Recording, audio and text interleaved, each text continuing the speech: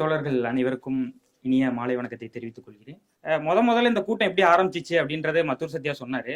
ஒரு டீ கடையில நானு, தோழர் நதீம், மத்தூர் சத்யா எல்லாரும் உட்காந்து பேசிட்டு இருக்கோம்.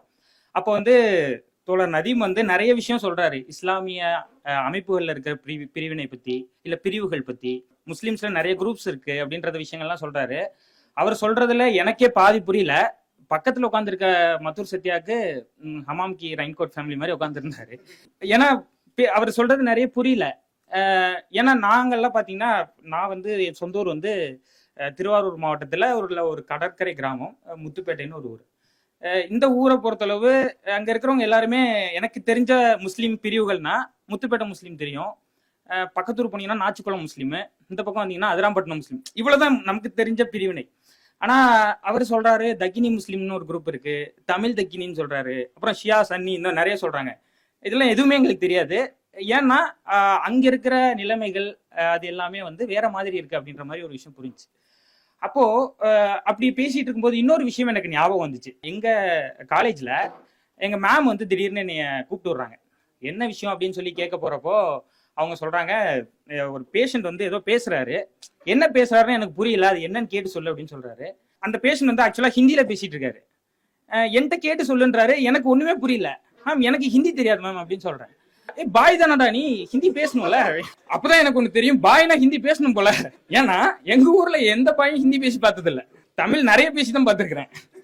அப்போ அப்படி இருக்கும்போது அப்ப இஸ்லாமியர்களை பத்தின அடையாளங்கள் இங்க இருக்கிற பொது சமூகத்துக்கு எப்படி இருந்துச்சு அப்படின்றது இந்த மாதிரி நிறைய விஷயங்கள்ல இங்க நான் சென்னை வந்த பிறகு பார்க்கும்போது சில விஷயங்கள் தெரிஞ்சு.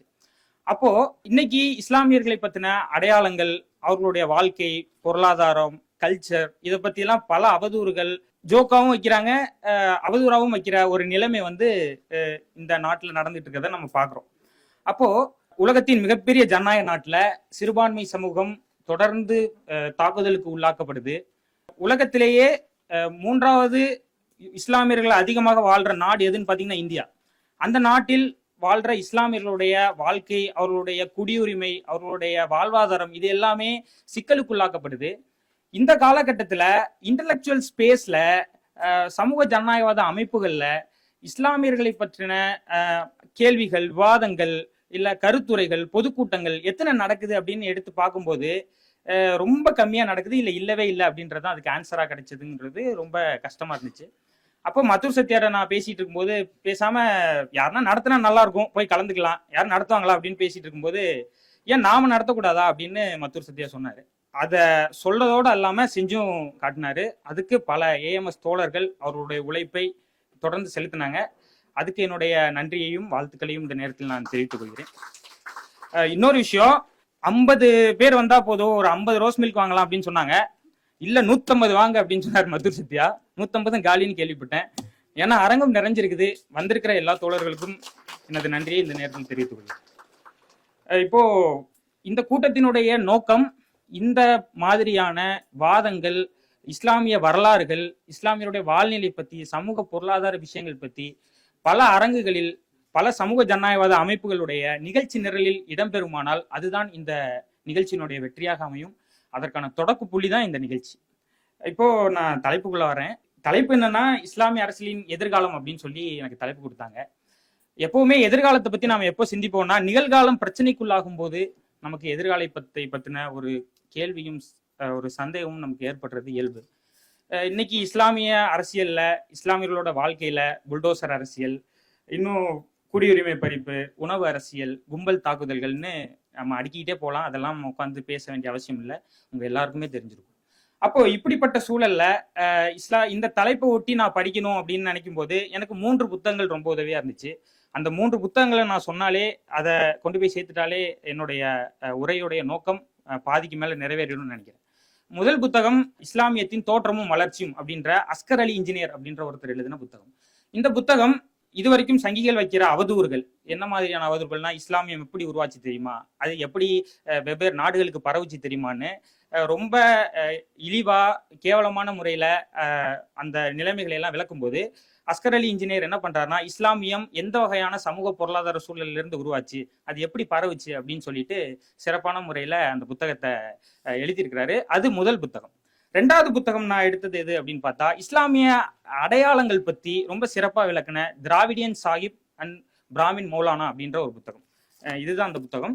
இந்த புத்தகமும் எனக்கு வந்து இந்த உரையை தயாரிக்கிறதுக்கு ரொம்ப உதவியா இருந்துச்சு.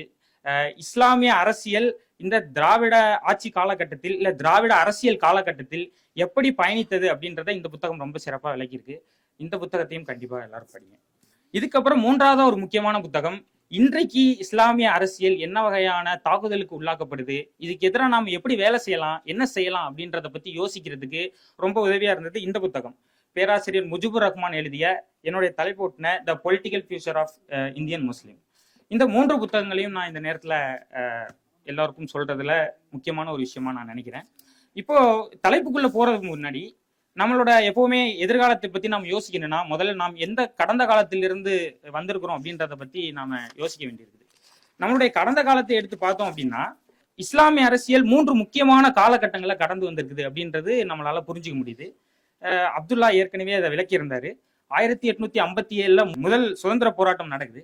முதல் இந்திய சுதந்திர போராட்டத்துல அதிக அளவுல இஸ்லாமிய மக்கள் பங்கெடுக்கிறாங்க. இப்படி இஸ்லாமிய மக்கள் அதிக அளவுல பங்கெடுக்கும் போது இது வந்து பிரிட்டிஷ் அரசுக்கு பெரிய தலைவலி ஆகுது. அப்போ ஆங்கிலேய அறிஞர் ஒருத்தர் இஸ்லாமிய மக்கள் இந்த போராட்டங்களை பத்தி ஒரு ஆய்வறிக்கையை தயாரிச்சு கொடுக்குறாரு. அதுல ஒரு கேள்வி அவரே கேட்கிறாரு, மாட்சிமை பொருந்திய மகாராணிக்கு எதிராக இந்திய மக்கள் கிளர்ச்சி எழுந்து போராடுவாங்களா என்ன, அதுக்கு வாய்ப்பு இருக்கா என்ன அப்படின்னு கேட்கிறாரு. அவரே அதுக்கு ஆன்சர் சொல்றாரு, கண்டிப்பா போராடுவாங்க. அவங்களுடைய வரலாறுல, அவங்களுடைய மார்க்கத்துல, அவங்களுடைய சிந்தனையில எல்லாமே ஒடுக்குமுறைகளுக்கு எதிராகவும் எல்லா வகையான இழிவுகளுக்கு எதிராகவும் போராடக்கூடிய ஒரு சிந்தனை, ஒரு ஒரு கருத்தியல் அவங்களோட இஸ்லாமிய மதத்திலேயே இயல்பா இருக்குது. அதனால நாம என்ன பண்ணாலும் அவங்க போராடிட்டே தான் இருப்பாங்க அப்படின்ற ஒரு விஷயத்த சொல்றாங்க. இத புரிஞ்சுக்கிட்ட ஆங்கிலேய அரசு முதல்ல என்ன பண்ணுதுன்னா, இஸ்லாமியர்களை அவர்களுடைய அரசியலிருந்து ஒதுக்கி வைக்கிறது, இராணுவத்திலிருந்து ஒதுக்கி வைக்கிறது, கல்வியிலிருந்து ஒதுக்கி வைக்கிறது அப்படின்னு இஸ்லாமியர்கள் முதல்ல இந்த அரசியல், இராணுவம், கல்வி போன்ற அதிகாரமிக்க இடங்களிலிருந்து கீழே இறங்குற இடம் எதுன்னு பாத்தீங்கன்னா இந்த 1857 நடந்த இந்த முதல் சுதந்திர போராட்டத்துக்கு பிற்பாடுதான். அப்ப இங்கே வந்து என்னன்னா ஒரு கேப் உருவாயிடுச்சு. இப்ப நாம நிறைய பேசுறோம் இல்லையா, இன்டெலெக்சுவல் ஸ்பேசஸ்ல இஸ்லாமிய குரல்கள் இல்லை அப்படின்னா படிக்க விட்டா தானே, அதுக்கான ஸ்பேஸே அங்க என்ன பண்றாங்கன்னா கட் பண்ற வேலையை 1857 நடந்துடுச்சு. அப்போ இது ஒரு பக்கம் நடந்துட்டே இருக்கும்போது அந்த காலகட்டங்கள்ல அலிகார் முஸ்லீம் யூனிவர்சிட்டி, ஜாமியா யூனிவர்சிட்டி, இந்த மாதிரியான சில இயக்கங்கள்லாம் நடக்குது அப்படின்றது நம்ம வரலாறுல படிச்சிருப்போம். ஆனா இது அந்தந்த பகுதிகளில் சில மாற்றங்களை உண்டு பண்ணாலும் அகில இந்திய அளவுல நீங்க எடுத்து பார்த்தோம் அப்படின்னா இஸ்லாமியர்கள் தொடர்ந்து பின்தங்கிய நிலையில, எதுல, கல்வியில, மற்றபடி இராணுவத்துங்கள்ல இல்ல அரசியல் அதிகாரங்கள்ல எல்லா இடங்கள்லயுமே பின்தங்கிய இடத்துலதான் இருந்தாங்க அப்படின்றது நம்மளால புரிஞ்சுக்க முடியும். இதற்கு பிற்பாடு 2வது முக்கியமான காலகட்டத்தை பத்தி நாம யோசிக்க வேண்டியிருக்குது. அதுதான் வந்து 1947. அப்துல்லா தோழர் நிறைய அதை பத்தி பேசினாரு. குறிப்பா அங்க என்ன நடக்குதுன்னா, இஸ்லாமியர்களுக்குன்னு ஒரு நாடு உருவாயிடுச்சு. அப்ப இந்தியா என்ன வகையான நாடு அப்படிங்கும்போது இது ஒரு மதச்சார்பற்ற நாடு.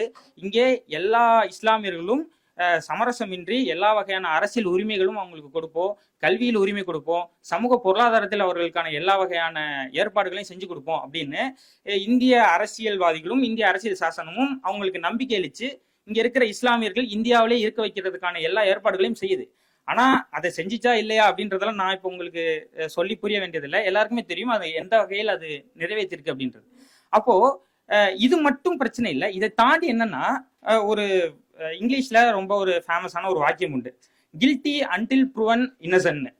அதாவது ஒருத்தர் வந்து நிரபராதி, ஒருத்தர் வந்து எப்பவுமே நிரபராதி தான், அவர் வந்து குற்றம் பண்ணிட்டாருன்னு நீ கண்டுபிடிக்கிற வரைக்கும் அவர் நிரபராதி தான். ஆனா இந்திய இஸ்லாமியர்கள் மத்தியில மட்டும் எப்படின்னா, அவன் வந்து கண்டிப்பா கில்ட்டி, அவன் கண்டிப்பா வந்து நாட்டுக்கு உண்மையா இருக்கானான்னு எனக்கு டவுட்டா இருக்கு, அவன் இன்னசென்ட் ப்ரூவ் பண்ணா மட்டும்தான் நான் அவனை வந்து ஏத்துக்குவேன் அப்படின்ற ஒரு நிலை வந்து இந்திய முஸ்லீம்கள் மத்தியில ஏற்பட்டுச்சு. அதை பல விஷயங்கள்ல தோழர்கள் முன்னாடி விளக்குனாங்க. எல்லா இடங்களையும் நான் நல்லவன்டா, நான் இந்திய நாட்டுக்காக வாழ்ந்துட்டு இருக்கிறேன்டா, நான் இந்திய கொடியை தான் எப்பவுமே நெஞ்சில கொஞ்சம் பச்சை குத்திட்டு திரியிறேன், வேணா இன்னும் எம்ப்ராய்டில் வேணாலும் போட்டு அடிச்சுட்டு போறேன், ஆனா என்னை நீ நம்பு, நான் இந்தியன் தான். இப்படி எல்லா இடங்களிலும் இந்தியன் அப்படின்ற ஒரு விஷயங்களை ப்ரூவ் பண்ண வேண்டிய இடத்துக்கு 1947 பிற்பாடு தள்ளப்படுது.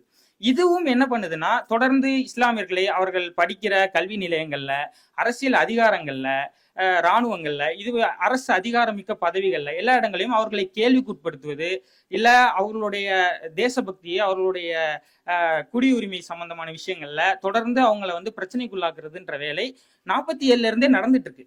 அப்ப இந்த காலகட்டங்கள்ல சச்சார் கமிட்டி போன்ற சில விஷயங்கள் நடந்தாலும் அது இஸ்லாமியர்களுடைய வாழ்க்கையில, ஒட்டுமொத்த இஸ்லாமியர்களுடைய நிலைமைகள்ல ஒரு பெரிய மாற்றங்களை ஏற்படுத்தல. அப்போ 1857 ஒரு பக்கம் ஒதுக்கி வச்சாச்சு.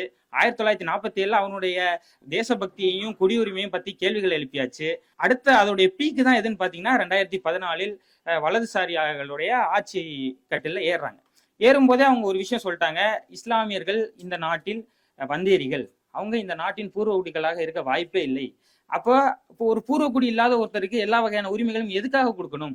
அப்ப எந்த வகையான உரிமைகளும் கொடுக்க வேண்டியதில்லை, அவர்களுடைய குடியுரிமை பறிக்கப்படுறதுல எந்த ஒரு பிரச்சனையும் இல்லை அப்படின்ற ஒரு அஜெண்டாவோட உள்ள வந்த குரூப் தொடர்ச்சியா இஸ்லாமியர்களுக்கு எதிரான எல்லா வகையான அரசியல் பொருளாதாரத்துல, கல்வியில தொடர்ந்து தாக்குதல்களை ஏற்படுத்திட்டு இருக்கிறாங்கன்றதை நம்ம பார்க்க முடியும். அப்படி இந்த 2014 இந்த செட்டப் இருக்குது இல்லையா, இந்த காலகட்டத்தில் தான் நாம் வந்து இஸ்லாமிய அரசியலின் எதிர்காலம் பத்தி பேசிட்டு இருக்கோம். அப்போ இஸ்லாமிய அரசியலின் எதிர்காலம் அப்படின்னு நம்ம பேசும்போது 3 முக்கியமான விஷயத்த மட்டும் நான் மையப்படுத்தி பேச விரும்புறேன். அதுல முதல் விஷயம் அடையாளம். இஸ்லாமியர்களை எந்த வகையான அடையாளங்களில் பார்க்கப்படுகிறார்கள், இல்ல இஸ்லாமியர்கள் தங்களை எப்படி எந்த அடையாளத்தோடு பார்க்கணும் அப்படின்ற ஒரு விஷயத்த நான் முதல் விஷயமாக்கிறேன். இஸ்லாமியர்களுடைய அரசியல் பிரதிநிதித்துவம் அப்படின்றது இஸ்லாமியர்களுடைய அரசியல் எதிர்காலத்தை தீர்மானிக்கிற ஒரு விஷயமா இருக்கிறதுனால அதை நான் 2வது உத்தலைப்பா வச்சு பேச விரும்புறேன். 3வது விஷயம், இஸ்லாமிய அரசியலின் எதிர்காலம் என்பது ஒரு புதிய ஒடுக்கப்பட்ட சமூகங்களுக்கான ஒரு ஒன்று திரட்டப்பட்ட அணியை உருவாக்குவதன் மூலம்தான் எதிர்கால இஸ்லாமிய அரசியல் உருவாக்க முடியும் அப்படின்றத 3வது உத்தலைப்பா வச்சு பேச இருக்கிறேன். அதுல அடையாளங்கள் அப்படிங்கும்போது ஒரு விஷயம் என்னன்னா, பொதுவா நம்ம இஸ்லாமியர்களை பத்தி சொல்லும்போது அவர்கள் வந்தேரிகள், அவங்க இந்த நாட்டின் பூர்வக்குடிகள் இல்லை அப்படின்ற கருத்து வந்து ரொம்ப பரவலா வைக்கப்பட்டு இருக்கு. அவர்கள் இந்த நாட்டின் சொந்தக்காரர்கள் அல்ல அப்படின்றதுதான் பரவலா வைக்கப்படுற வாதமா இருக்குது. உங்க எல்லாருக்குமே நாகூர் கனிபா தெரிஞ்சிருக்கலாம். நாகூர் கனிபாவுடைய ரொம்ப ஃபேமஸான ஒரு பாடல் இருக்கு. இந்தியா எங்கள் தாய்நாடு, இஸ்லாம் எங்கள் வழிபாடு, தமிழே எங்கள் மொழியாகும், தன் மானம் எங்கள் உயிராகும், யாரடா சொன்னது நம்மை அந்நியர் என்று யாரடா சொன்னது அப்படின்னு அவர் 90களில் பாடியிருக்கிறாரு. 2014 தான் ரொம்ப பொருத்தமா இருக்குது. அப்போ ஏன் இந்த பாடல்களை பத்தி நான் பேசுறேன் அப்படின்னா, தொடர்ந்து இஸ்லாமியர்களுடைய பூர்வக்குடிகளா அவர்கள் இந்த நாட்டின் சொந்தக்காரர்களான்ற கேள்வி தொடர்ந்து அந்த 90களில் 40களில் எழுப்பப்பட்டுட்டே இருந்திருக்குது அப்படின்றதான் இந்த இடத்துல நம்மளால புரிஞ்சுக்க முடியுது. அப்போ இப்படிப்பட்ட சூழல்ல இந்திய நிலைமைகள்ல தமிழக முஸ்லிம்களுடைய நிலைமை மட்டும் மற்ற மாநில முஸ்லிம்களை விட மேலோங்கி இருக்குது அப்படின்ற ஒரு விஷயத்த நம்ம பார்க்குறோம். இதுக்கு அடிப்படை என்ன அப்படிங்கும்போது பெரியார் அப்படின்னு ரொம்ப தட்டையா நம்ம புரிஞ்சுக்கிறோம். ஆனா உண்மையிலேயே பெரியாருடைய வேலைகள், அவருடைய சிந்தனை எந்த இடத்தில் இஸ்லாமியர்களுக்கு அந்த வலதுசாரிகளுக்கும் இடையில இருக்க இந்த விஷயங்களை தனிச்சு இந்தியா இன்னும் தமிழகத்தை ஒரு சமத்துவ பூமியா, அபாயம் இருக்குது ஆனா சமத்துவ பூமியா மெயின்டைன் பண்றதுக்கு எது உதவியா இருக்குது அப்படிங்கும்போது அங்கதான் வந்து பெரியார் வந்து எப்படி இஸ்லாமியர்களை பார்த்தார், எந்த அடையாளங்களுக்குள் பெரியார் வந்து இஸ்லாமியர்களை கொண்டு போனார் அப்படின்ற ஒரு விஷயத்த நம்ம பார்க்கிறோம். அப்படி பார்க்கும்போது இஸ்லாமியர்கள் வந்து பொதுவா பாத்தீங்கன்னா யார் அப்படின்ற ஒரு கேள்விக்கு பெரியார் என்ன பதில் கொடுக்கிறாருன்னா, ஏதோ ஒரு காலகட்டத்தில் இங்க இருக்கிற சாதிய ஒடுக்குமுறைகள் காரணமாவோ இல்ல இங்க வணிகம் பண்ண வந்த அரேபியர்கள் அவர்களுடைய மார்க்கங்கள் பிடிச்சு போய் அப்படிதான் வந்து மதம் மாறியவர்களாக தான் இஸ்லாமியர்கள் இருக்கிறாங்க. இங்க தமிழ்நாட்டுல பல சாதிகள், பல பிரிவுகள் அவங்கவுங்க ஏதோ ஒரு மார்க்கத்தை பின்பற்றுறாங்க, ஏதோ ஒரு சாமியை கும்பிடுறாங்க. அப்படி இஸ்லாமியர்கள் யாருன்னா அல்லா சாமியை கும்பிடுறவங்க அப்படின்றாரு. அல்லா சாமி, அது அந்த டேர்மே வந்து அப்பதான் உள்ள வருது. அப்ப இஸ்லாமியர்கள் யார் அப்படிங்கும்போது அவர்கள் இந்த மண்ணின் பூர்வக்குடிகள் அப்படின்ற ஒரு விஷயத்த பெரியார் ரொம்ப ஆணித்தரமா நிறுவுறார். இதோட சேர்த்து இன்னொரு விஷயம் பண்றாரு பெரியார். என்னன்னா, இங்க இருக்கிற சாதிய ஒடுக்குமுறைகளுக்கு நாம் என்ன தீர்வுன்னு நிறைய யோசிச்சுட்டு இருக்கோம், ஆனா இஸ்லாமையும் ஒரு தீர்வாக நாம் முன்வைக்கலாம் அப்படின்ற ஒரு விஷயத்தையும் பெரியார் வந்து சொல்றாரு. இது யாருக்கு ரொம்ப பிடிச்சிச்சோ இல்லையோ, அங்கிருந்த ஒரு 1930 வாழ்ந்த மௌலவி ஹமீது அப்படின்னு சொல்லிட்டு ஒரு இஸ்லாமிய பேரறிஞர், அவருக்கு ரொம்ப பிடிச்சி போயிடுது பெரியார. எப்படி குன்றக்குடி அடிகளார் வந்து பெரியாரோட ஒரு க்ளோஸ் ஃப்ரெண்டா இருந்ததை பத்தி நம்ம நிறைய பார்த்திருக்கோம். அதே மாதிரி மௌலவி ஹமீதும் என்ன பண்றாருன்னா பெரியாரோட ரொம்ப நெருக்கமான ஒரு உறவை வச்சுட்டு இருக்கிறாரு. அப்போ அந்த மௌலவி ஹமீது என்ன பண்றாருன்னா ஒரு புத்தகம் எழுதுறாரு, இயற்கையின் வழி வந்த மதம் அப்படின்னு. அதுல பெரியாருடைய கருத்துக்கள் இருக்குது இல்லையா, சாதிகள் அற்ற சமத்துவம் நிறைந்த ஒரு மதமா இஸ்லாமிய மதத்தை பெரியார்னு ஒருத்தர் சொல்றாரு அப்படின்ற ஒரு விஷயத்தை எல்லாம் தன்னுடைய புத்தகத்துல அவர் வந்து எழுதுறாரு. இப்படி திராவிட அரசியலில் இஸ்லாமியர்கள் இணையிற இடம் இருக்குது இல்லையா, இந்த இடத்தில் தான் இணைகிறாங்க. இஸ்லாமியத்தை திராவிட அரசியல் ஏத்துக்கிற ஒரு நிலைமையில் இருக்குது. இஸ்லாமியர்கள் திராவிட அடையாளத்தின் பக்கம் திரும்பி பார்க்குற ஒரு நிலைமையும் அந்த காலகட்டத்துல தான் உருவாகுது. இதோட தொடர்ச்சியில என்ன ஆகுதுன்னு பாத்தீங்கன்னா, ஒரு காலகட்டத்துல பெரியார் சும்மா சாதாரண எல்லாம் கிடையாது, சூப்பர் பாராட்டிட்டு இங்கிட்டு போயிட்டு தப்பு பண்ணா பொருளிலே அடிப்பார் இல்லையா, அந்த மாதிரி பல இடங்கள்ல தொடர்ச்சி என்ன பண்றாருன்னா விமர்சனம் பண்றாரு. ஆனா அப்படிப்பட்ட விமர்சனங்கள்ல கூட என்ன ஆகுதுன்னு பாத்தீங்கன்னா, இஸ்லாமிய மக்கள் வந்து தனக்கான அடையாளம் என்ன அப்படின்ற ஒரு விஷயத்துல தெளிவா இருந்தாங்க அப்படின்றத நம்ம வரலாறு படிக்கும்போது தெரியுது. என்னன்னா, நாங்கள் திராவிடர்கள், இந்த மண்ணின் பூர்வக்குடிகள். பெரியார் யார்? திராவிட சமூகத்தின் தலைவர். அப்போ அவர் வந்து ஒரு விமர்சனம் சொல்றாருன்னா அந்த விமர்சனத்தை ஏத்துக்கலாம், ஏத்துக்காம போலாம். ஆனா அவரை எந்த கட்டத்திலும் நிராகரிக்கவில்லை. பெரியாரை நிராகரிக்கிற வேலை எங்கேயும் செய்யல. அதாவது சின்ன சின்ன குழுக்களா செஞ்சிருக்கிறாங்க. ஆனா ஒட்டுமொத்தமா ஒரு இஸ்லாமிய சமூகமா நின்று பெரியாரை எந்த இடத்துலயும் விமர்சிக்கல, நிராகரிக்கல. விமர்சிக்கலாம் செஞ்சிருக்கிறாங்க, ஆனா நிராகரிக்கல அப்படின்ற ஒரு விஷயத்தை நான் இங்க கூர்மையா பதிவு செய்ய விரும்புறேன். ஏன்னா இந்த ஒரு புள்ளியில தான் என்ன ஆகுதுன்னா, இந்த பக்குவம் தான் திராவிட அரசியலை இஸ்லாமியர்களின் பக்கம் ஈர்த்தது, இஸ்லாமியர்களை திராவிட அரசியலின் பக்கம் ஈர்த்தது. இப்படி பல விஷயங்கள் நடக்குது. இதோட ஒரு கட்டத்துலதான் என்ன ஆகுதுன்னு பாத்தீங்கன்னா, நபிகளாருடைய பிறந்தநாள் நாளானைக்கு கூட வருது, மிலாது நபி. இந்த மாதிரியான பிறந்த நாள்கள்ல திராவிட தலைவர்கள் போய் பங்கெடுத்துக்கிறாங்க. சுயமரியாதை கூட்டங்கள்ல இஸ்லாமிய தலைவர்கள் போய் பங்கெடுத்துக்கிறது அப்படின்ற ஒரு விஷயங்கள்லாம் இங்க இந்த திராவிட சமூக கட்டமைப்புல நடக்குது. ஏன் அடையாளம்ன்ற தலைப்புல நான் இதெல்லாம் பேசுறேன் அப்படின்னா, இந்த வகையில் தான் இந்த மண்ணில் இஸ்லாமியர்கள் பூர்வக்குடிகள், இந்த மண்ணில் நீ வெளியில இருந்து வந்துட்டு வடக்குல இருந்து வந்துட்டு நீ யாரு ஏன் மாமா மச்சான கேள்வி கேட்கறது, கொஸ்டின் கேட்கறது, நீ யாரா அப்படின்ற இந்த தமிழ் மண்ணின் பாரம்பரியம் இருக்கு இல்லையா, இது வந்து நமக்கு ஆரம்பத்துல இருந்தே இருக்குது. யாதும் முறை யாவரும் கேள்வின்னு நம்ம சொல்லி கொடுத்த ஒரு சமூக கட்டமைப்புல தான் வாழ்ந்துட்டு வந்தோம்னாலும் அதனுடைய பீக்கு தான் பெரியார். அந்த பெரியார் தான் அதை அடுத்த கட்டத்துக்கு எடுத்துட்டு போய் வைக்கிறாரு அப்படின்றது இந்த புத்தகம் படிக்கும்போது நம்மளால புரிஞ்சுக்க முடியுது. அப்போ அப்படிப்பட்ட ஒரு காலகட்டத்துல தான் என்னன்னா, இந்திய எதிர்ப்பு போராட்டம் வருது. இந்த இந்திய எதிர்ப்பு போராட்டம் வரும்போது ராஜாஜி இருக்கார் இல்லையா, அவர் வந்து முதல்ல ஒரு விஷயம் சொல்றாரு. அவர் எங்க மேம் மாதிரி சொல்றாரு, முஸ்லிம்ஸ் கண்டிப்பா வந்து ஹிந்திக்கு சப்போர்ட் பண்ணுவாங்க அப்படின்னு.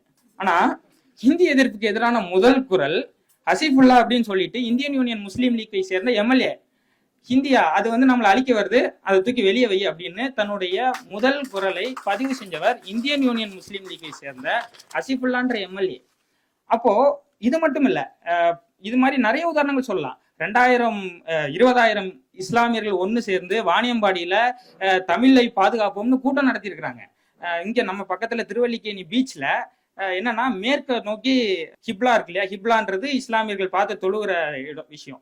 அந்த ஹிப்லாக்கு ஆப்போசிட்ல இந்திய எதிர்ப்பு போராட்டம் நடந்துட்டு இருக்கு, அந்த சைடு நடந்துட்டு இருக்கு. என்னன்னா அந்த மாலை நேரம் வருது, திடீர்னு பாத்தீங்கன்னா தொழுகை நேரம் வந்துருச்சு. உடனே என்ன பண்றாங்க, அந்த கூட்டத்தை நிறுத்திட்டு அப்படியே எல்லாரும் ஹிப்லா நோக்கி திரும்பிட்டு தொழுகையை முடிச்சுட்டு திருப்பி தமிழ் வாழ்க அப்படின்னு அந்த கூட்டத்தில் பங்கெடுக்க ஆரம்பிக்கிறாங்க. இஸ்லாம் எங்கள் வழி, இன்ப தமிழே எங்கள் மொழி அப்படின்ற முழக்கம் இஸ்லாமியர்கள் மத்தியில இந்த காலகட்டத்தில் அதிகமாக மேலோங்கி இருந்துச்சு அப்படின்றத நம்மளால பார்க்க முடியுது.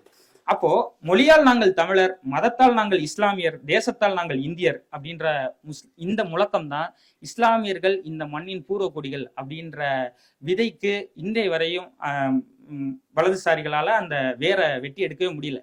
யாராவது வந்து சொன்னா அவன் நம்மால் கிடையாதுடா பாகிஸ்தான்காரன் சொன்னான்னா பைத்தியம் கீழ்ப்பாக்கம் போ அப்படின்னு சொல்ற நிலைமையில் தமிழ்நாடு இருப்பதற்கு அடிப்படை காரணம் இங்கே திராவிட அரசியலில், அதாவது ரெண்டு விஷயத்தையும் புரிஞ்சுக்க வேண்டியிருக்கு. திராவிட அரசியல் இஸ்லாமியர்களை ஏத்துக்குச்சு, இஸ்லாமியர்கள் திராவிட அரசியல் ஏத்துக்கிட்டாங்க. இது ஒரு பைனரியா நடந்த ஒரு விஷயமா நம்ம அதை புரிஞ்சுக்கிட்டோம்னா, இன்னைக்கு தமிழ் வழி நம்மளுடைய அடையாளங்களை அவர்கள் எல்லா வகையிலும் என்னன்னா குழப்புறதுக்கும் நம்மளுடைய அடையாளங்களை அழிக்கிறதுக்கும் அவங்க தொடர்ச்சியா வேலை செஞ்சிட்டு இருக்க இந்த வேலையில இஸ்லாமியர்களுடைய அடையாளங்களை மீட்டெடுக்கிறதுக்கான வேலைகளில் ஈடுபட வேண்டும் அப்படின்றதுக்கு அப்போ நாம் எல்லா வகையான தமிழுக்கான போராட்டங்கள்லையும் இந்திய கட்டுமானத்திற்கான போராட்டத்திலையும் நாம் வந்து தொடர்ச்சியா ஈடுபட்டிருக்கிறோம் அப்படின்ற விஷயங்களையும் இந்த இடத்தில் நாம் நினைவு கூற வேண்டியிருக்குது. ஏன்னா இந்தியா அப்படின்ற இந்த கட்டமைப்பு உருவாவதற்கு இங்கே சுதந்திர போராட்டத்தில் உயிர் நீத்த எத்தனையோ இஸ்லாமிய தலைவர்கள் இருக்கிறாங்க. ரீசெண்டா கூட ஏஎம்எஸ்னுடைய அந்த வீடியோல ஒரு மாக்காய்க்காவுடைய பாடல் ஒன்று போட்டாங்க. எந்தெந்த இஸ்லாமியர்கள் எப்படியெல்லாம் வந்து தங்களுடைய உயிரை இழந்து உடைமையில இழந்து இந்த நாட்டின் சுதந்திரத்துக்காக போராடி இருக்கிறாங்க. அப்போ இந்த நாட்டின் சுதந்திரத்திற்காக போராடி இருக்கிறார்கள், இந்த நாட்டின் வளர்ச்சிக்காக போராடி இருக்கிறார்கள், இந்த நாட்டினுடைய கட்டுமானத்துல எல்லா சமூகத்தின் மாதிரியும் இஸ்லாமிய சமூகத்திற்கும் எல்லா உரிமையும் எல்லா அக்கறையும் எல்லா வகையான உரிமைகளும் இருக்குது அப்படின்றது இந்த விஷயத்திலிருந்து இஸ்லாமியர்களும் புரிஞ்சுக்கணும், சமூக ஜனநாயகவாதிகளும் புரிஞ்சுக்கணும், நடுநிலையாளர்களும் புரிஞ்சுக்கணும். அவர்களுடைய அடையாளத்தை அழிப்பதில் தான் வலதுசாரிகள் தொடர்ந்து வெற்றியடைந்து கொண்டிருக்கிறார்கள். அவர்கள் இந்தியர்கள், தமிழர்கள், இந்த மண்ணின் பூர்வக்குடிகள் அப்படின்ற விஷயத்தை தொடர்ந்து பரப்புரையாக பரப்பினால் ஒழிய நம்மால் இஸ்லாமியர்களின் எதிர்காலத்தை பற்றி சிந்திக்க முடியாது. இது முதல் விஷயம். ரெண்டாவது விஷயம், இஸ்லாமியர்களின் அரசியல் எதிர்காலம். இந்த அரசியல் எதிர்காலத்தை பத்தி நாம பேசும்போதுதான், நான் இந்த கரெக்டா இந்த தலைப்பை பத்தி எடுக்கும்போது ஏற்கனவே காங்கிரஸ் நிறைய திட்டாங்க. நான் திட்ட வரல, ஏன்னா திட்டுற நிலைமையிலையும் இல்லை. ஏன்னா காஷ்மீர்ல அந்த ஒரு சிறுமி பாலியல் பலாத்காரம் செய்யப்பட்டு கொலை செய்யப்படுகிறாங்க. அது எல்லாருக்கும் இந்த விஷயம் தெரியும். அந்த கொலை செய்யப்பட்ட சிறுமிக்கு எதிராக இருந்த அந்த குற்றவாளிகளுக்கு ஆதரவா ஒரு ஒரு அந்த அந்த நேரத்தில் இருந்த வலதுசாரி எம்எல்ஏ வந்து என்ன பண்றாருன்னா பிரச்சாரம் பண்றாரு. அப்படி பிரச்சாரம் பண்ற அந்த எம்எல்ஏ இப்ப என்ன பண்றாருன்னா காங்கிரஸ்ல சேர்ந்துட்டார். சேர்ந்ததுக்கு அப்புறம் அவங்களுக்கு சீட்டு கொடுத்துருக்குறாங்க சட்டமன்றத்துல. அப்போ எனக்கு என்ன தோணுச்சுன்னா, இங்க இருக்கிற இஸ்லாமிய சக்திகள் எவ்வளோ இஸ்லாமியர்கள் ஓட்டு போட்டிருப்பாங்க காங்கிரஸ்க்காக, இல்ல காங்கிரஸ் நம்மளை பாதுகாக்கும்னு நம்பி ஓட்டு போட்ட எத்தனையோ இஸ்லாமியர்கள் இருக்கிறாங்க, சமூக ஜனநாயகவாதிகள் இருக்கிறாங்க, நடுநிலையாளர்கள் இருக்கிறாங்க. ஒரு குறைந்தபட்சம் அந்த நபர், நான் வந்து அன்னைக்கு அந்த குற்றவாளிகளுக்கு ஆதரவா பண்ணது தப்புங்க, எல்லாரும் மன்னிச்சுக்கங்க, இனி நான் அது போன்ற தவறை செய்ய மாட்டேன்னு ஒரு குறைந்தபட்ச நெகோசியேஷனுக்கு கூட காங்கிரஸும் யோசிக்கல. இங்க இருக்கிற முன்னணி இஸ்லாமிய சக்திகள், அது காங்கிரஸ்குள்ள இருக்கிற சக்திகள், அவங்களையும் தான் நான் சொல்றேன், சமூக ஜனநாயகவாத சக்திகள், இவங்க யாரும் எந்த இடத்துலயும் ஒரு ப்ரெஷர் கொடுக்கல அப்படின்ற ஒரு சோகமான ஒரு விஷயத்தையும் நான் இங்க பதிவு செய்ய விரும்புறேன். அதுக்காண்டி காங்கிரஸை கேன்சல் பண்ணிட்டு போயிட முடியுமா அப்படின்ற ஒரு கேள்வி நம்ம முன்னாடி வந்து நிக்குது. இது வந்து உணர்ச்சி வசப்படுறதுக்கான காலகட்டம் இல்லை. இது ரொம்ப பக்குவமா இங்க, ஏன்னா மிகப்பெரிய அரசியல் பலத்தோடு, மிகப்பெரிய பணபலத்தோடு, 100 ஆண்டு காலமாக செதுக்கிய சித்தாந்தத்தோடு ஓர் வலதுசாரி கும்பல் தயார் நிலையில இருக்குது. இதுக்கு எதிராக நாம போராடணும், வேலை செய்யணும் அப்படின்னா 1949 அவன் செய்த தவறுகளை ஒரு காலத்துல நம்ம மறக்க கூடாது. ஆனா அதே நேரத்தில் அதை வச்சுக்கிட்டே அவனை நாம கேன்சல் பண்ணவும் முடியாது. அப்பேற்பட்ட காலகட்டத்தில் நாம் வாழ்கிறோன்றதை புரிஞ்சுக்கிட்டோம்னா அதிகபட்ச அரசியல் பக்குவத்தோடு இதை அணுக வேண்டியிருக்குது. நாம் அவனோட நெகோசியேட் பண்ற இடத்துக்கு நாம் நகர வேண்டியிருக்குது. ஆனா அதுக்காண்டி உழைக்க வேண்டியிருக்குது. ஏன்னா இன்னைக்கு பாத்தீங்கன்னா தலித்துகளுக்கு தனி தொகுதி கொடுப்பது போல முஸ்லிம்கள் பெரும்பான்மையாக வாழ்ற பகுதிகளிலையும் தனி தொகுதிகள் கொடுக்கப்படணும் அப்படின்னு 1947 ஒரு கோரிக்கை வைக்கப்படுது. அப்ப ஃபர்ஸ்ட் ஆளா நின்று எதிர்த்தவர் யாரு அப்படின்னு பாத்தீங்கன்னா சர்தார் வல்லபாய் பட்டேல். அவர் என்ன சொல்றாருன்னா, இஸ்லாமியர்களுக்கு எல்லா வகையான உரிமைகளையும் நாங்க பெற்றுத்தர்றோம், நீங்க எதுக்கு இதுக்குன்னு தனியா ஒரு தொகுதி கேட்கறீங்க, இது இன்னொரு பிரிவினையை உருவாக்கும் அப்படின்னு சொல்றாரு. பட்டேல் நல்லா இருப்பாரு, திருப்பி வந்து பார்த்தாருன்னா தெரியும். ஏன்னா 11.2% இருந்த நாடாளுமன்ற உறுப்பினர்களுடைய எண்ணிக்கை 1947 11.2% நாடாளுமன்ற உறுப்பினர்கள் இருந்தாங்க. 2019 வெறும் 4.4% இஸ்லாமியர்கள் தான் இருக்கிறாங்க. இப்போ இன்னும் டேட்டா எடுத்து பார்த்தா இன்னும் கம்மியா தான் இருக்கும். அப்போ அரசியல் அதிகாரத்தில் இஸ்லாமியர்களுடைய எண்ணிக்கையை தொடர்ச்சியா குறைச்சிட்டு இருக்கான். வெறும் இஸ்லாமியர்களுடைய எண்ணிக்கையை மட்டும் குறைக்கிறது இல்ல, இஸ்லாமியர்களுக்கு ஆதரவாக குரல் எழுப்பும் எல்லா வகை ஜனநாயக சக்திகளையும் அவன் வந்து என்ன பண்ணிட்டு இருக்கான்னா குறைச்சிட்டு இருக்கான். ஏன்னா ஒரு சமூகத்தை நீங்க வந்து குடியுரிமையை பறிக்கணும்னா, 2ஆம் தர குடிமக்கள் ஆக்கணும்னா அவர்களுடைய அரசியல் வாய்ஸை வந்து ஒழிச்சு கட்டணும். அவர்களுக்காக பேசவும் யாரும் இருக்கக்கூடாது, அவர்களும் பேசக்கூடாது. இந்த அஜெண்டாவை மையப்படுத்தி தான் அவருடைய அரசியல் ஒவ்வொரு கட்டமா நகர்ந்து போயிட்டு இருக்குது. இப்பேற்பட்ட காலகட்டத்துல தான் நாம் என்ன பண்ண வேண்டியிருக்குன்னா, அரசியல் அதிகாரத்தில் இஸ்லாமியர்களுக்காக பேசுபவர்களையும் இஸ்லாமியர்கள் அங்கே போய் பேசுவதையும் அதிகப்படுத்துவதற்கான வேலைகளை, அதுக்கான உத்திகளை, அதுக்காக உழைப்பை நாம் வந்து செலுத்த வேண்டியிருக்குது அப்படின்றது நாம இந்த விஷயத்த பார்க்கும்போது புரியுது. ஏன்னா ஒருத்தரை எதிரியாக்குறது ரொம்ப ஈஸி இந்த காலகட்டத்துல, ஆனா நண்பராக்குவதில் தான் அரசியல் இருக்கிறது. ஏன்னா திருமாவளவன் பாணியில சொல்லணும்னா அமைப்பாய் திரள்றதில் தான் இங்கே அரசியல் இருக்கிறது. அப்போ இப்பேற்பட்ட அரசியலை நோக்கி நகர்றது, அரசியல் பிரதிநிதித்துவம், அரசியல் அதிகாரத்தை நோக்கி நாம் சிந்திக்க வேண்டிய ஒரு முக்கியமான காலகட்டத்தில் இருக்கிறோம். அதுதான் இந்திய அரசியலில் இஸ்லாமியர்களின் எதிர்காலத்தை இன்னும் ஒரு படி மேல போய் நின்று தீர்மானிக்கப்படும். 3வது முக்கியமான ஒரு விஷயம், பல தோழர்கள் ஏற்கனவே பேசிட்டாங்க. ஒடுக்கப்பட்ட சமூகங்கள் அதை பத்தி தொடர்ச்சியா பேசினாங்க. என்னன்னா, பொதுவா நீங்க ஒன்று பார்த்தீங்கன்னா, ஃபாசிசம் வந்து எப்பவுமே மனிதத்தன்மையற்றது. அது ஜெர்மன் வகை ஃபாசிசமா இருந்தாலும் சரி, இல்ல இட்டாலி வகை ஃபாசிசமா இருந்தாலும் சரி, இந்தியாவில் இருக்கிற நாங்க ஃபாசிசமே இல்லைன்னு சொல்லிட்டு திரியிற ஃபாசிச குரூப்பா இருந்தாலும் சரி, எல்லாமே மனிதத்தன்மையற்றது. அது வந்து ஒரு பக்கம் எதிரிகளையும் கடிக்கும், திடீர்னு பார்த்தா தான் வீட்டு பிள்ளையும் கடிக்கும்.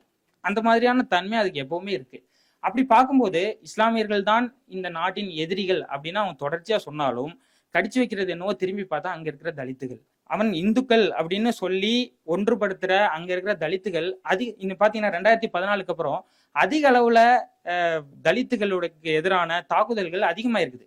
அப்போ இப்பேற்பட்ட சூழலையும் நாம் இஸ்லாமியர்களாகிய நாம் வந்து என்னன்னா கணக்கில் எடுத்துக்க வேண்டிய ஒரு காலகட்டத்துல இருக்கிறோம். ஏன்னா சில கருத்துக்கள் கூட சொல்றாங்க அப்படின்னு முஜிபுர் ரஹ்மான் இந்த புத்தகத்துல சொல்றாரு. வளைகுடா நாடுகள் இந்த மாதிரியான இஸ்லாமிய நாடுகள் கிட்ட நாம வந்து தொடர்ச்சியா உதவி கேட்டா, ஒரு நெகோசியேட் பண்ணா இங்க இருக்கிற பிரச்சனைகள்ல இருந்து நாம் தப்பிக்க முடியுமா அப்படின்ற ஒரு கேள்வி பலர்கிட்ட வருது. ரொம்ப தூரம்லாம் போவேன்னா பக்கத்துல இருக்க பாலஸ்தீனை பாருங்க. அதுக்கு அவன் வந்து என்ன மாதிரியான ரிப்ளை கொடுக்குறாங்க, என்ன மாதிரியான நடவடிக்கைகள் பாலஸ்தீனுக்கு எதிராகவும் காசாக்கு எதிராகவும் வளைகுடா நாடுகள் மேற்கொள்ளுது அப்படின்ற ஒரு விஷயத்தை எடுத்து பார்த்தாலே அதுக்கு நமக்கு ஆன்சர் கிடைச்சிடும் அப்படின்றத முஜிபுர் ரஹ்மான் சொல்றாரு. ஏன்னா அவர்களுக்கு அவர்களுடைய நாடு, அவர்களுடைய பணம், அவர்களுடைய சொத்து இதை பாதுகாக்கணும்ன்ற ஒரு முக்கியமான அது ஒரு பொறுப்பு, சிந்தனை இருக்குது. அதை மீறி இந்தியாவோடு முரண்படுறது, இந்தியாவோட சண்டை போடுறது அப்படின்றதெல்லாம் ஒரு நாடாக ஒரு அரசாக செய்யும் அப்படின்னு எதிர்பார்க்கறது உண்மையிலேயே நடக்காத ஒரு விஷயம். இதெல்லாம் தாண்டி எல்லா நாடுகளையும் ஜனநாயகவாதிகள் இருக்கிறாங்க. அது இஸ்லாமிய நாடுகள்லயும் இருக்கிறாங்க, ஐரோப்பிய நாடுகள்லயும் இருக்கிறாங்க, யுனைடெட் நேஷன்லயும் இருக்கிறாங்க, எல்லா இடங்கள்லயும் இருக்கிறாங்க. அந்த ஜனநாயகவாதிகள் எல்லா பிரச்சனைகளுக்கும் குரல் கொடுத்துட்டு தான் இருக்கிறாங்க. ஆனா ஒரு நாடாக ஒரு அரசாக நமக்காக வந்து குரல் கொடுக்கும் அப்படின்னு எதிர்பார்ப்பதில் எதுவும் வந்து நடக்க போறது இல்லை அப்படின்றத முஜிபுர் ரஹ்மான் விளக்குறாரு. இன்னொரு விஷயம் என்ன சொல்றாருன்னா, அரசியல்ல இருக்கிற இல்ல கலை இலக்கியத்துல இருக்கிற மிக முக்கியமான புள்ளிகள், நிறைய கான்கள்லாம் இருக்கிறாங்க நம்ம அரசியல்ல. ஆனா கான்றது முஸ்லீம்னு எனக்கு லேட்டா தான் தெரியும். ஏன்னா எனக்கு அப்படி ஒரு மைண்ட் செட்டே இல்லை. ஏன்னா எங்க ஊர்ல இருந்து நான் பார்க்கும்போது படத்துல நடிப்பாங்க போல அப்படின்ற மாதிரி இருந்துச்சு. ஏன்னா அந்த மாதிரி புரிதல் தான் இருக்கும். அப்போ அவங்கெல்லாம் வந்து குரல் கொடுப்பாங்களான்னு கேட்டா எந்த வகையிலும் குரல் கொடுக்க மாட்டாங்க அப்படின்றதுதான் முஜிபுர் ரஹ்மான் சொல்றாரு. ஏன்னா அவர்களுடைய சொத்தை பாதுகாத்துக்கணும், தன்னுடைய புகழை பாதுகாத்துக்கணும், தன்னோட ஃபேன் பேஸை பாதுகாத்துக்கணும், அடுத்தடுத்த படத்தை எடுத்து விடணும். இதுல உனக்காண்டி வந்து நின்று கும்பல் கொலைகள் அது இதுன்னு பேசிட்டு இருப்பாங்க. அதெல்லாம் கண்டிப்பா வாய்ப்பே இல்லை அப்படின்ற ஒரு விஷயத்தையும் சொல்றாரு. அப்ப நமக்கு நண்பர்கள் யார்? ஏன்னா இவ்வளவு பெரிய பலத்தோடு ஒரு பக்கம் சட்டம் அவருக்கு சாதகமா இருக்குது, அரசியல் அவருக்கு சாதகமா இருக்குது, அதிகாரம் அவர்களுக்கு சாதகமா இருக்குது. இப்பேற்பட்ட காலகட்டத்துல நமக்காக யார் இருப்பாங்க அப்படின்னு யோசிக்கும் போதுதான் எல்லா நாடுகள்லையும் எல்லா இடங்கள்லையும் ஒடுக்கப்படும் ஒரு இனம் எப்பவுமே இன்னொரு ஒடுக்கப்படும் தலித் அமைப்புகள் இல்ல தலித்திய இயக்கங்கள் பல இடங்கள்ல இஸ்லாமியர்களுடைய பிரச்சனைகளுக்கு எதிராகவும் இஸ்லாமியர்களுக்கு எதிரான நடக்கிற தாக்குதலுக்கு எதிராகவும் தொடர்ச்சியாக அவர்களுடைய குரல்களை பதிவு செய்யறதை நம்மளால பார்க்க முடியுது. அப்ப தலித்திய சக்திகளை இஸ்லாமிய சக்திகள் எந்த அளவுக்கு முடியுதோ அந்த அளவுக்கு நட்பு சக்திகளாக சேர்க்க வேண்டிய ஒரு காலகட்டம் இது அப்படின்றதை நாம் புரிஞ்சுக்கணும். இது ஒரு பக்கம். இன்னொரு பக்கம் ஒரு முக்கியமான ஒரு விஷயத்தையும் முஜிபுர் ரஹ்மான் குறிப்பிடுறாரு. ஆர்டிகல் 370 நீக்கப்பட்ட போது நீங்க பாத்தீங்கன்னா ட்விட்டர் முழுக்க அந்த வலதுசாரி நபர்கள் காஷ்மீர் பெண்களை பத்தி ரொம்ப இழிவா எழுதுறாங்க. அப்படி எழும்போது சீக்கியத்தை சேர்ந்த ஒரு மத தலைவர் என்ன சொல்றாருன்னா, இஸ்லாமிய காஷ்மீர் பெண்களின் கண்ணியத்தை பாதுகாக்க வேண்டியது ஒவ்வொரு சீக்கியனின் மத கடமை அப்படின்னு ஒரு அறிக்கை வெளியிடுறாரு. இப்பேற்பட்ட அரசியல் சூழல் நம்ம நாட்டுல இருக்குது. நாம பாக்குறோம் பிளாட்டா எல்லா பக்கமும் அவங்க தான் இருக்கிறாங்க அப்படின்ற மாதிரி தெரிஞ்சாலும் ஆங்காங்கே சில அதாவது ஒரு ஃபேமஸான ஒரு கவிதை இருக்குது இல்லையா, ஒரு பூ பூக்கத்தான் செய்யும் அப்படின்ற ஒரு கவிதை இருக்குது இல்லையா, அந்த மாதிரி பல பூக்கள் இந்தியா முழுக்க பூத்துட்டு தான் இருக்குது. ஆனா அவை எல்லாம் ஒன்று சேர்றது இல்லை. அதனால அங்கங்கே பூத்து அது பிரிஞ்சு போகுது அப்படின்ற மாதிரியான ஒரு விஷயம் இருக்குது. இந்த கூட்டங்கள் எல்லாரும் ஒன்று சேர்றதுல தான் இந்திய அரசியலின் எதிர்காலம் இருக்குது அப்படின்றத நம்மளால புரிஞ்சுக்க முடியும். இன்னும் மதுர் சத்யா நிறைய விளக்குனாரு. தோழர் பிருந்தா காரத்தினுடைய தீரமான போராட்டம் அதை தோழர் ஜவஹர்லால் கூட விளக்கியிருப்பாரு. அப்போ இது மாதிரியான கம்யூனிஸ்ட் கட்சி தோழர்கள் நாடு முழுக்க செஞ்ச இஸ்லாமியர்களுக்கான போராட்டங்கள், அவர்களுடைய குரல்களுக்கான அவர்களுடைய உழைப்பு, இது எல்லாத்தையுமே நாம் வந்து இந்த நேரத்தில் கணக்கில் எடுத்து அவர்களோடு ஒன்றிணைந்து எப்படி இந்த பாசிசத்தை வீழ்த்துவது அப்படின்றதுக்கான செயல் திட்டத்தை யோசிக்க வேண்டிய ஒரு காலகட்டத்துல நாம இருக்கோம். ஜான் முல்லர் அப்படின்ற ஒரு ஜனநாயகவாதி சொல்றாரு, ஜான் முல்லர்ன்ற ஜனநாயகவாதி சொல்றாரு, ஜனநாயகம் என்பது வெறும் நம்பிக்கை சம்பந்தப்பட்ட விஷயம் இல்ல. அது வந்து ஏதோ ஒரு ஏட்ல இருக்கும், ஏட்ல இருந்தா ஜனநாயகம் கிடைச்சிரும்லாம் ஒண்ணும் கிடையாது.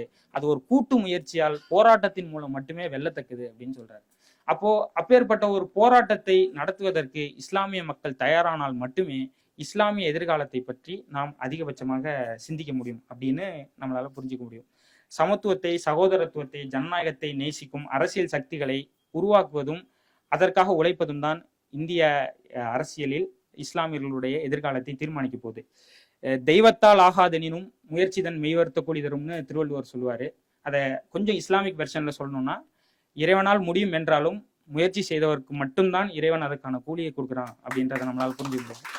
அப்போ அப்பேற்பட்ட காலகட்டத்துல தோழர் மருதையன் அடிக்கடி குறிப்பிடுவாரு, இது ஒரு நீண்ட இருள்னு. ஆனா வரலாறு பல இருள்களை கண்டிருக்கிறது. இருள்களை கிழித்தெறிந்து விடியலை கொண்டு வரும் மனிதர்களையும் கண்டிருக்கிறது.